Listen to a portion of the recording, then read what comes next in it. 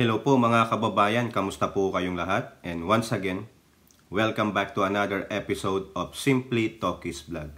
Ngayon po ay Abril 9 dito po sa Northern America, dito po sa California. At medyo maaraw talaga na. Iba na po ang weather ngayon dito sa amin. Even though spring break o spring, no? Papunta na po kami ng summer. Baka next week summer na.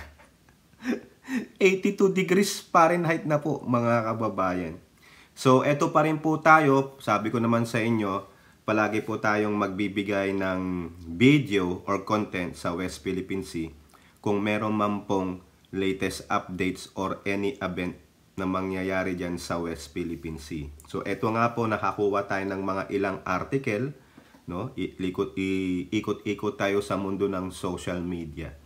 Okay, so bago po tayo magsimula, ako po yung magbibigay pugay at pasalamat sa lahat ng ating channel members, followers, subscribers, nagla-like at nagsishare ng ating mga videos, sa mga nagbi-video replay, sa nagsishare ng kanilang blessings through super thanks, super chat, and super stickers. At ganun din po sa mga kasamahan natin dyan sa ating video premiere. Isa lang naman po ang ating video premiere. It starts at 9 p.m. California time, 12 p.m. Philippine time. Sa ibang panig ng mundo, hindi ko na po alam, tulad nung kay Ate Mighty Baisa at dyan po sa lugar ng Europe at sa Middle East. Actually, mga kababayan, marami rin pong nagpapa-shoutout, ano? Hindi ko na po maalala itong mga to, pero lahat po nung nagpapa-shoutout through their comments, shoutout po lahat sa inyo. Pasensya na po kayo mga kababayan, hindi ko na naisulat Na-screenshot ko naman yung iba. Ito po, si Miss Alicia Gronenbon Bunda. Shout out po sa inyo. Pasensya na po, hindi ko po mabasa yung inyong last name, ano? At nalalabo yung mata ko. Ito po, ulitin natin. Shout out kay Miss Alicia Gronenboom Bonda. Ayan po. Hindi ko po alam kung nasaan siya. Shout out po sa inyo, no? At least kahit papano, nakakita tayo. Na screenshot ko sila habang nagbabasa ako ng message kahapon, no? Ganun din kay Miss Jenny Ramos Nicolas. Habang na kay Mami Peng naman ako kahapon, nagpapa-shout out siya. At ganun din po, shout out sa lahat ng kasamahan natin dyan sa chat box sa ating video premiere. Tulad ni Elora Liz, sa kanyang Mr. Left and Right, kay Ai Chang, kay Miyu, Kaluyal Wanabet, sila pong tatlo ay nasa Japan, kay Ate Marie Chris Hernandez na nasa North Carolina, Ate Mighty Baisa, Twiller Wilfred, Rebecca Lagmay, kay Mami B na nag-celebrate ng kanyang 18th birthday sa ating bansa. Happy birthday, Mami B. May the good Lord give yung ano mo, kung ano man po ang wish mo at ano ang iyong pinagdarasal, no? And also say hi to your family. Kay Maritel T, kay Priscilla Acepcion, Ninita Ormali, tama ba? Nilda Arceo, RN Tusens, kay Tropa Kills, Samdik, and kay Future President Lulu. Ayan po. At kay Kuya Danny Reynado. At kay Hattori na laging tulog pag ako'y nag-premiere. Okay, so unahin po natin mga kababayan. Ito pong may patutsada kasi itong China na naman Sinasabi nila na habang nagsasagawa ng multilateral maritime cooperative activity yung 4 na bansa noong linggo sa ating karagatan dyan sa West Philippine Sea, ay sila rin daw po ay nagsagawa ng naval and air combat patrol sa sinasabi nilang South China Sea nila. No? Ayun ang sabi nila, pinangangalandakan po nila para hindi naman sila left out. Hindi sila sinasabing, oy, amin ang South China Sea, hindi pwedeng di kami mag-patrol dyan. Yan po ay pinalagan ni AFP Chief of Staff General Romeo Browner Jr. Dito po sa balita ng Filipino Star ngayon, affiliate po to ng Philstar Global. Ang sabi dyan, AFP China, walang isinagawang naval air combat patrol sa South China Sea. O, ayun naman pala. O, sinong paniniwalaan natin? Ang ating AFP chief o yung mga sinungaling na Chekwa? Siyempre, diyon ako sa aking AFP chief of staff. Aside sa siya ang ating AFP chief of staff, Pilipino po yan. Filipino first. Di ba nga sabi ni Tamil Mil, unahin natin ang Pilipinas. Unahin natin ang Pilipino. O ako, talagang ginagawa ko. Siya, ginagawa niya ba? Sinopla ng Armed Forces of the Philippines ang China sa pagpapakalat ng impormasyon na nagsagawa rin ito ng Joint Naval and Air Combat Patrol sa South China Sea nitong nakalipas na linggo. Ayon kay AFP Chief Browner Jr., taliwas sa pahayag ng China ay wala silang na-monitor na anumang aktibidad ng mga Chinese sa nasabing lugar. Quote, based on our monitoring of the area, no such things took place. We are saying that while we are conducting our own exercise in the West Philippine Sea, we only monitored 2. Ito na nabanggit natin to, yung isa nating video dyan sa West Philippine Sea. 2 bubuntot-buntot na nagpapakitang gilas yung kanilang mga sasakyan, PLA Navy ships. And they did not conduct combat patrol or exercise. We did not monitor any in the area. At the same time mga kababayan, kung meron mang ginawang exercise ang mga Chekwa dyan, binalita na yan international kasi nakamonitor po ako.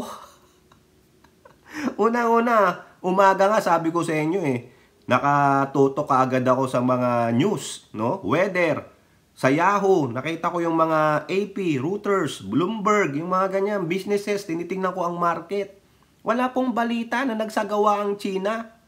Ang balita na nakuha ko ay yung statement ni President Joe Biden at yung analysis ng isang political analyst na kung saan maaaring sumiklab ang World War III. Ayun po, pero walang sinabing, China conducted naval and air combat patrols dyan sa South China Sea. Wala po. Ang tanging nagbabalita niyan ay yung mga sinungaling nilang mga media dyan sa Twitter account nila, sa X account nila. Tingnan nyo. Nandyan po yan. Mamaya, papakita ko sa inyo yung picture dito nung number 1 sinungaling na media nila. Di ba? Ginawa ni Browner ang pahayag matapos ang ipinalabas na report ng Chinese PLA Southern Theater Command ay nag-organisa ng Joint Naval at Air Strategic Patrol sa South China Sea kamakalawa. All military activities disrupting the South China Sea situation and creating bases are under control. Noted a statement released by the PLA Southern Theater Command on Sunday morning. Ayon sa China yon. Pero sabi ni AFP Chief Browner, wala. So therefore, it is just the narrative. Para po, hindi mapag-iwanan ang mga Chekwa. Hindi nga sinali sa trilateral meeting Kasi pag sinali siya, hindi na trilateral. Quad na. Parang yung laro, nung mga bata kami, o larong piko. Kahit na nung laro na it takes about groupings. Di ba ayaw nila ng groupings? No, ayaw nila nun. So halimbawa, sa larong yung tag of war, yung touch base, ganon, no? Alam ni Ali Bugha yan. Yung itatouch mo yung base, uhulihin mo yung kalaban mo, touch kayo. 11 kayo. May sobrang isa. Di ba? 5. O sinong kukuha dyan? Wala. Hindi siya na-pick. Ganon ang China. Kaya walang nag-pick sa kanya, siya na lang naglaro. Play herself. Ang sama naman nun mga kababayan. Play herself. Ibig sabihin, hindi naman to sa pagmamaliit saling pusa. Kayo ba naranasan nyo na yun yung masaling pusa? Ako naranasan ko rin yan. Nung kabataan ko, lalo na yung mga kinder na, no? Yung mga kinder kami, grade 1. Uy, ba't di naman ako kinuha? Bano kay. Sige na, singit nyo na ako. Maski na taga-bantay lang ako. O sa basketball, no? 12 lang. Sayang naman yung uniforme, hindi ako mabibigyan ng uniforme. Coach, pwede ba maski na towel boy na lang o water boy, basta may uniforme lang o isang jacket. Di ba, Alibuga? O, ayan. Di ba? O, yan po. Ganun lang po yung aking mga kwento-kwento sa inyo. Parang time to time, papasukan natin ng life experiences or joke. Sometimes green joke. Si Alibuga, magaling mag-green joke yan. Yung matanda na yan. Bakit si Alibuga na naman ang ating pinipik? Kababayan ko pong tagagapo yan. Alam niya po yung karakas ng mga tagagapo. O, di ba? Unahin natin ang Pilipinas, Alibuga. Unahin mo ang tagagapo. Siguro hindi naman napapanood to ni Alibuga. Hindi nga nagko-komento dyan. O, di ba? O, ito po. Talis tayo doon. So, sinoplak sila. Dinibang po sila. Kasi mga sinungaling, kung hindi po yun ididibang ni AFP Chief Browner, maraming maniniwala. Marami pa man ding uto-uto tulad ng mga dedeshet, di ba? Hindi nagsasaliksik. Oh, so ayun na lang ang paniniwalaan nila, di ba? Mga tamad eh. Oh, eto. Ano po ang sinabi ng ating Pangulo, no? Philstar Global naman, English. Yung kanina Tagalog, ito English. O di ba, Mama B? English. Si Mami B, napalaban ng Inglesan dyan nung nag-training siya sa San Diego eh. Di ba, Mami B? Uy, wag nyo asarin si Mami B, birthday niyan. Happy birthday! Happy birthday! Sana ay malasing mo sila! Marcos, Philippines continues to talk with China. O, ayan ha. Itong article na to, isi-save natin to. Kasi, gusto kong isampal itong article na to sa isang senador. Ayan. Hindi natin i-delete ito. Babalikan at babalikan natin ito pag siya ay na-content na natin. Okay? Sabi ng Pangulo, ang Pilipinas ay patuloy na makikipag-usap sa China, makikipag-dialogo sa China pagdating dyan sa ating sovereign rights, territorial rights sa West Philippine Sea kasama ang ating exclusive economic zone. The Philippines will continue its diplomatic engagement with China so as not to heat up tensions in the West Philippine Sea. Ayan po ang sabi ni Pangulong Marcos kahapon, no? Araw ng kagitingan kahapon, mga kababayan. Marcos said his administration is exhausting all options to reach out to China's leadership to prevent further escalation of tensions in the West Philippine Sea.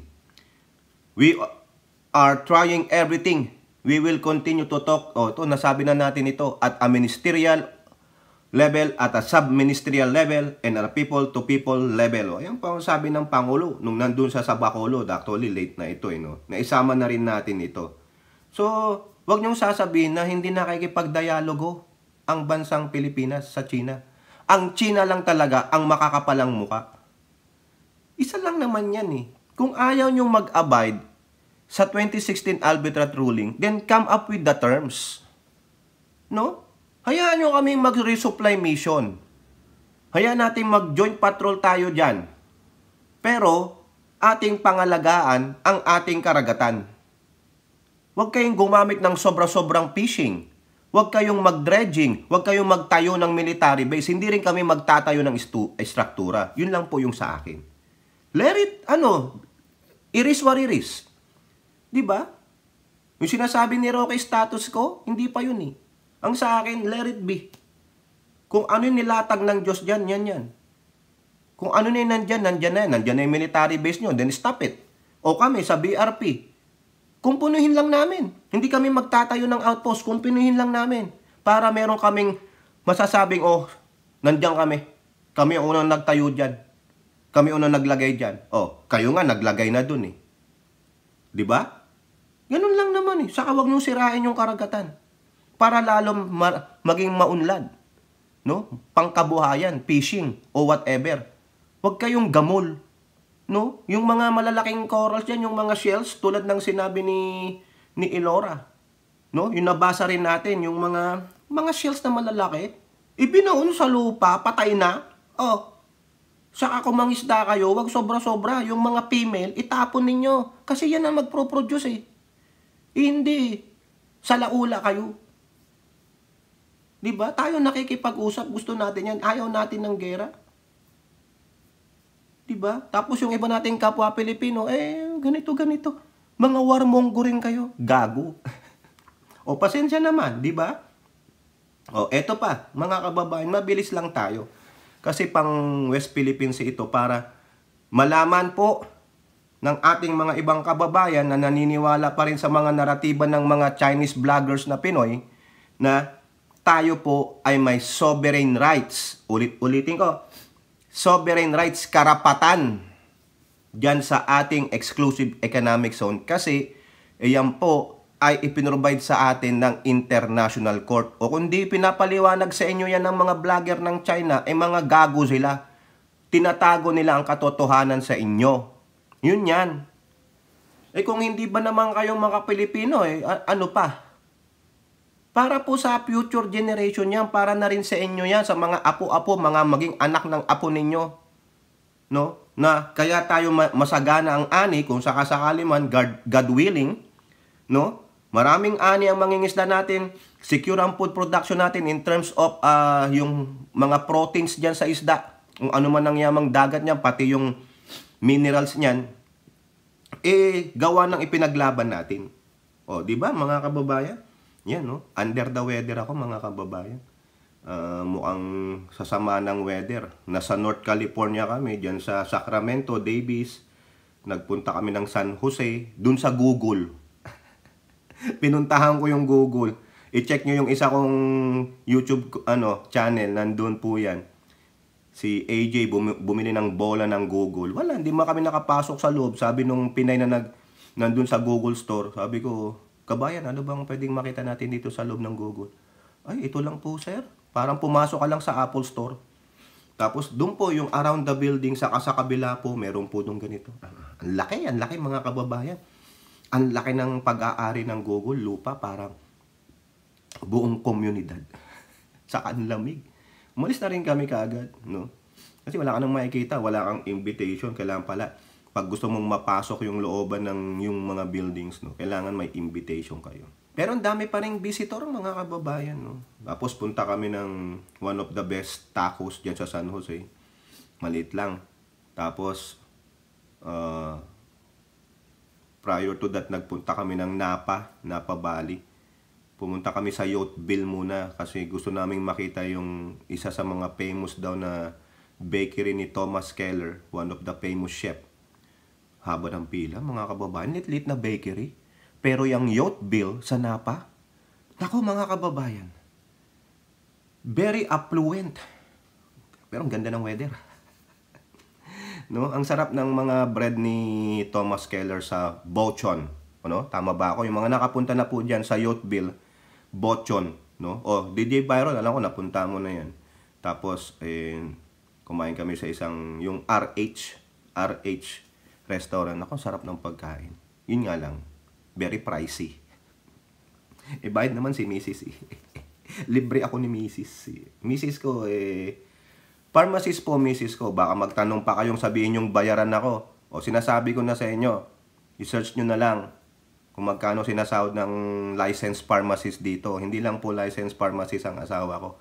Pharmacy manager pa. Yung mga nurses, magkano kinikita nila, yung mga asa-asawang may vlogger na nurse, alam nila. Kaya hindi mababayaran yung mga yan. Kaya huwag kayong magsabing bayaran si Tokis.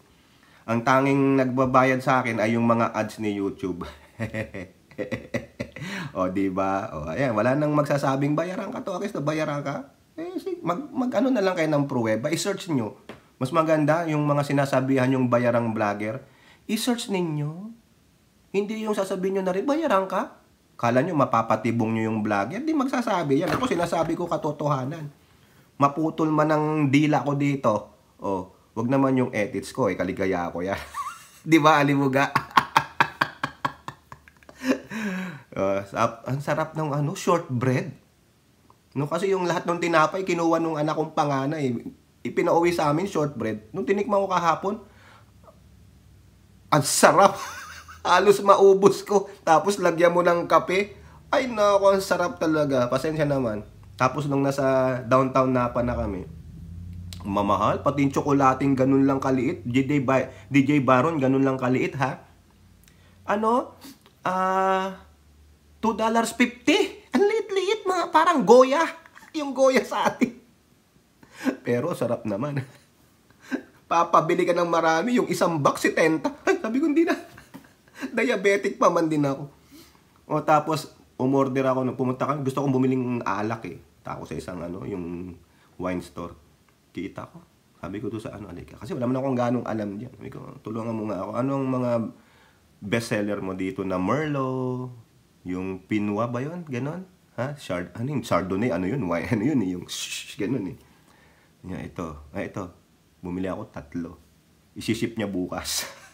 Sabi ko, wag mong iship ngayon. Walang tao sa amin. Wala nga niyan. Baka nakawin. Uso po kasi dito yung porch tip. Ninanakaw yung mail. Kaya wala na habol, di ba? Naikwento ko lang.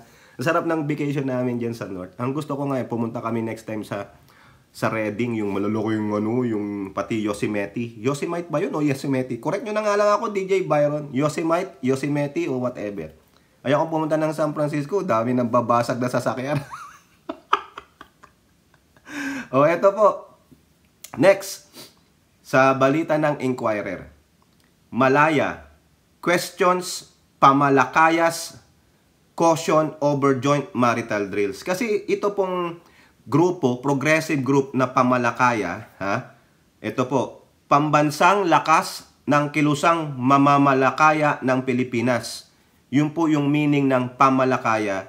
Said that the naval drills with allies could aggravate China more, with fisher folks shouldering the brunt of the country's ire. Ako naman naintindihan ko sila. They are protecting the fisher folks. Pero, ito naman, it's a must. No? Deterrence. Di pag nanggago na naman ng China sa ating mga fisher folks, diplomatic protest. Pinapakita lang natin, hoy kami, may mga kakampi rin kami. No? Hindi pa natin talaga kaya. No? We cannot go one-on-one dyan sa malaking gagong China na yan. Okay? Ito ang sabi ni Jonathan Malaya. These kinds of statements coming from pamalakaya, I normally hear them from Beijing, Chinese Coast Guard, the Chinese Foreign Ministry, and the Chinese Ministry of Foreign Defense. Malaya said that the group have asked the Philippine government for support in the West Philippine Sea. Oo nga naman, nang-ask kayo ng support, tapos ganyan. Double standard din tong mga grupo na ito. Hindi mo maalaman kung half glass full or half glass empty.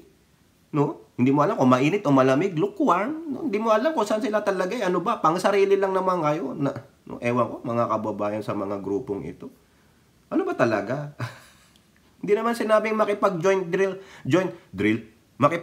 drills, joint naval drills or air patrol tayo, gera na. Hindi po.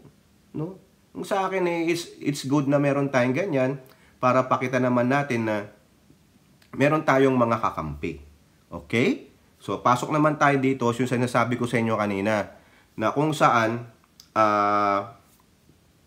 yung China, nagbibigay na naman ng naratiba. No? Feeling nila, sila lang ang magaling. Feeling nila, malinis sila. Feeling nila, perfecto sila pagdating sa environment. Eto po, sa post po ni Commodore J. Tariela ng spokesperson ng National Task Force for West Philippine Sea. Talagang itong si J. Tariela, saludo ako dito Lahat na pinopost ng China, whether individual or group o yung news outlet nila, binabasag niya po, pinapalagan niya. Ha? Ito po, yung sinasabi ko sa inyong newspaper kanina, sa Twitter o sa X account, Global Times. Ito po, matindi po ito. Talagang hawak ito ng itong number 1 yatang newspaper ng China. Ang lakas magsinungaling nito. Ayan Global Times. The fish attracting device, aka Payao, that the Philippines organized multiple vessels to drop in the waters adjacent to China's Hoteng Yao in the South China Sea harms the sustainable development of fisheries. It creates overfishing issues and can destroy the coral reef and the environment. Thus, environmental organizations have called for strict control over its use. Chinese marine experts. Oy, Elora, ha? Kung napapanood mo ito, kayo pong mga nasa Palawan, Umaagri ba kayo sa sinasabi nitong newspaper na ito? It harms the sustainable development of fisheries. It creates overfishing issues and can destroy the coral reef and the environment. Iba po ito sa sinasabi sa akin ni Lore. Sila mismo dyan sa Palawan. Yung mga Chekwa, day and night, overfishing. Saka yung ebidensya, di ba mga kababayan, doon sa Rusul Reef, di ba nakita nyo? Paano sila mag-cyanide dyan? Sira-sira yung coral sa Rusul Reef. Tapos sasabihin, ito payaw. Naglagay ng payaw. Ano ba yung payaw na yan? Ito po. Gago eh. Pero yan, sinoplak po yan ni Jay Tariela. Mamaya babasahin natin yung komento niya. Pero ano po? Ito yan eh. Sa balita ng GMA Online, April 6, PCG, China harass Rusul Reef Food Security Mission. Hinaras nga sila eh. The PCG reported that they and the BIFAR were harassed by the Chinese Coast Guard while conducting food security operations at the Rusul Reef on Thursday. Ito po. According to the PCG, the CCG vessels went as far as pretending to man their water cannons and threaten the Filipino fishermen. Kita nyo? Naglagay sila ng payaw dyan. Mga gunggong eh. For food security, hindi tayo ang sumisira sa ating kalikasan. Hindi tayo nag-overfishing kasi po, ayun nga po yung sinasabi sa atin ni Ilora na taga Palawan, control po yan. Yung mga fisherman natin dyan ay talagang minomonitor ng ating mga nandyan sa BIFAR. Alam po nila yung gagawin nila, hindi ito tulad ng Chekwa. Nakikita ba ng gobyerno ng Chekwa ang ginagawa ng mga mangingisda nila? Kung gaano sila kasalaula dyan sa ating exclusive economic zone? Kitang-kita po. Kung gusto nyo ng witness, kunin nyo yung mga nasa Palawan o sa Zambales. Di ba? Mga gunggong pala kayo eh. Kaya itong Global Times na ito, sinungaling mga kababayan. Gunggong pala eh. Ngayon, ano ang sabi dyan ni Tariela? Bago kay Tariela.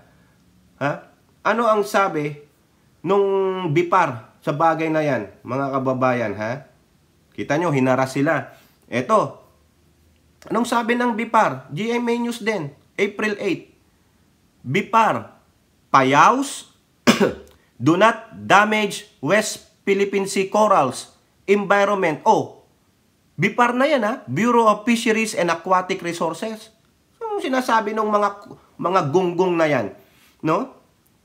Mga gunggong pala kayo, sabi dito, the BIFAR said that this was untrue as payaws, Ano yung payaws? Were just floaters filled with palm fronds attached to a line. Ayun lang.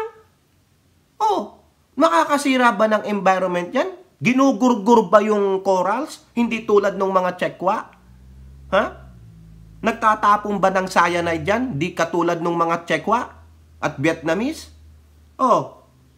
The prawns attract small fish, which in turn attract large fish which fishermen then catch. Anong nasira? Anong nasira? Diba? Yun lang. Quote, stationary siya o hindi siya nakakasira ng corals kasi naka-float lang naman siya at ilalagay siya doon sa makaka-float ang payaw. Di ba? So usually, hindi ito sa mga coral reefs. So, sustainable na pamamaraan yung paglagay ng payaw. Bakit hindi mag-dive doon? Yung mga Chekwa, tignan nila kung saan kung saan nakakabit yung payaw. Nasa corals ba? Sinira ba? Napatunayan nyo? Wala. Kaya itong Global Times na ito, without proper research, tulad ng mga didishit, dumadaldal. Sabi daw nung environmental organizations, where are they? Nasaan? Sinong environmental organization ang ngumangaw-ngaw sa paglalagay natin ng payaw? None. Tulad ng mga didishit na nakikinig na lang sa kanilang mga idol at vloggers, influencers na mga gago na hindi gumagawa ng tamang research, basta nagbigay na lang dyan. Ayun na, ay, niniwala na. Marami pong ganyan. Marami akong naka-encounter. Naniniwalang nag-a-addict ang Pangulo, naniniwalang smuggler si F.L. Lisa, naniniwalang bagsak ang ekonomiya, naniniwalang mahirap na mahirap ang Pilipinas. Walang ginagawa ang gobyerno. Mga bulag eh. Basta na lang, titingin na lang sila sa kanilang mga favorite vloggers and influencer. Since nandyan na rin lang naman kayo sa mga inyong mga devices, why not go to the website of Philippine News Agency? Pumunta kayo sa PTV, mga government-sponsored. Pumunta kayo sa Presidential Communications Office, mas kinakulang-kulang ang info, nandiyan pa rin, binabalita pa rin ang accomplishment ng gobyerno. Hindi eh. We don't have time. F you. You have time to watch this freaking idiot vlogger of yours or influencer of yours ng 2 hours or 3 hours pero wala kang time para mag-research, maghanap ng iba pang balita. You are depending on the vloggers and influencers that are stupid enough to give you false information. Di ba? Wala nga ba silang may pakitang ebidensya tulad ng pinapakita nating balita? Ayan, pinapakita natin sa inyo. Tulad ni Kakopi. Ako, follower ako ni Kakopi everyday yan, Monday to Friday. Pero hindi po ako kilala ni Kakopi. No? Pinapanood ko siya. Totoo yung sinasabi niya. Kinokomentohan niya yung balita tulad ng ginagawa natin. Si Carclea. Sino pa? Yung mga nagbibigay ng patunay. Di ba? Pero itong mga sinusundan yung vloggers and influencers that are idiots and morons na walang mapakitang ebidensya, naniniwala kayo? Tulad nitong China na ito? Nasaan yung environmental group na nagsasabing nakakasama ang payaw? Wala. Sinong paniniwalaan ko? Di unahin ng Pilipino. Bipar. Di ba? Yan mas matatalino ang researchers na Pilipino kaysa sa inyong mga gonggong kayong inchik. Di ba? Ito pa. Furthermore, payaws help save fuel as fishermen no longer have to sail around looking for fish. Pag may payaw, pupunta na lamang sila sa isang permanenteng lugar kung nasaan ando ng payaw. Yan. Di ba?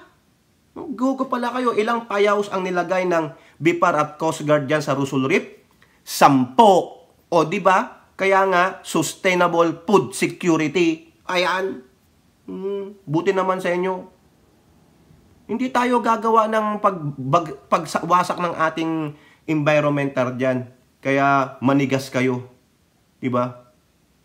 Okay? Kayo nga, yung ginagawa nila dyan, sabi dito, kung ang ginagawa po ng Pilipinas ay crashing the corals or gumagawa ng artificial islands, pwedeng sabihin ng China na tayo ay nakakasira sa kalikasan. Pero wala tayong ginagawang ganon. Sabi ni National Security Spokesperson Jonathan Malaya.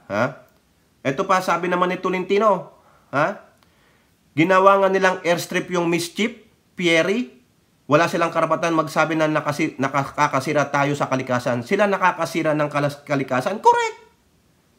Yun na nga lang dredging nila yung paglalandfill nila para makagawa sila ng military base. Tapos yung kinikwento nga ni Laura, paano sila mangsira, mangisda? Gago. Diba? Nakaka-high blood. Sabi nga ni Mami B, high blood ka na naman, Tokis. Pero gustong-gusto naman ni Mami B ang high blood ako. Kasi natural, di ba, Mami B? Ikaw birthday girl ka. Birthday girl, Sabi nga ni Jose Marichan, beautiful girl, birthday mo pala. Papansit ka naman at pabir. Kaya Mami B, Si Mami B naman na pag-inita. Okay. Anong sagot ni Tariela? Huwag na nating basahin yung sa kanyang Twitter. Sabi na lang natin, itong nasa Inquirer.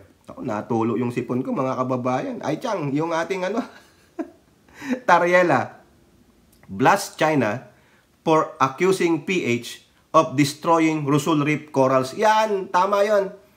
Ito na lang yung quote niya. The People's Republic of China should stop its hypocrisy in pretending to be concerned about the coral reefs and marine environment. Totoo naman. You better stop your hypocrisy. Kasi mga idiots kayo